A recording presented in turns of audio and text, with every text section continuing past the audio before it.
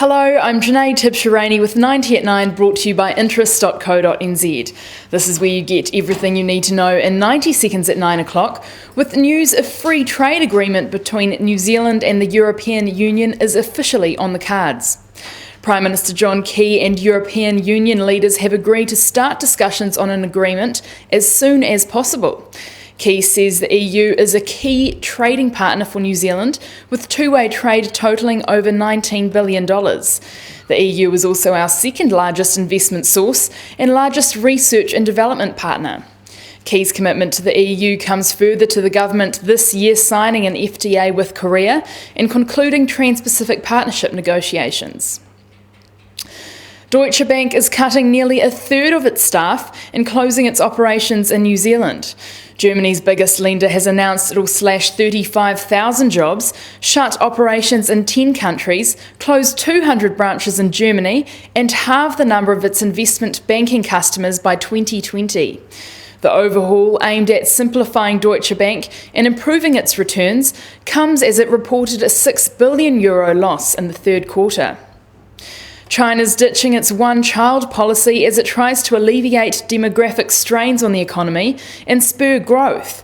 The Communist Party eased restrictions in 2013 to allow people who met certain conditions to have 2 children. After decades of restrictions, it will now allow all couples to have 2 children. China's working-age population fell for the first time in 2012, with around 1 in 3 Chinese people expected to be over the age of 60 in 35 years' time. Economic growth in the US braked sharply in the third quarter as businesses cut back on restocking warehouses to work off an inventory glut. Gross domestic product increased at an annual rate of 1.5% after expanding at 3.9% in the second quarter. Economists say the inventory drag is likely to be temporary and expect growth to pick back up in the fourth quarter. Keeping interest rates on hold, the Fed yesterday described the economy as growing at a moderate pace and hinted at a December hike. In New York, the US Treasury 10-year yield benchmark is up today to 2.16%. The US benchmark oil price is up slightly to $46 a barrel, while the Brent benchmark is at $49 a barrel. The gold price has fallen back after hiking earlier this week to $1,146 an ounce.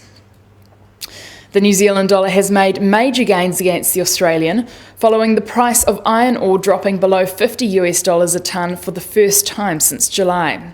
The dollar's the strongest it's been in 6 months, at 94.5 Australian cents.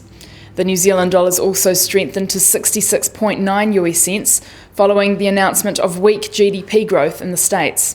It's up to 61.0 euro cents. The TWI is up to 72.2. I'm Janae Tibshirani, and that was 90 at 9, brought to you by interest.co.nz.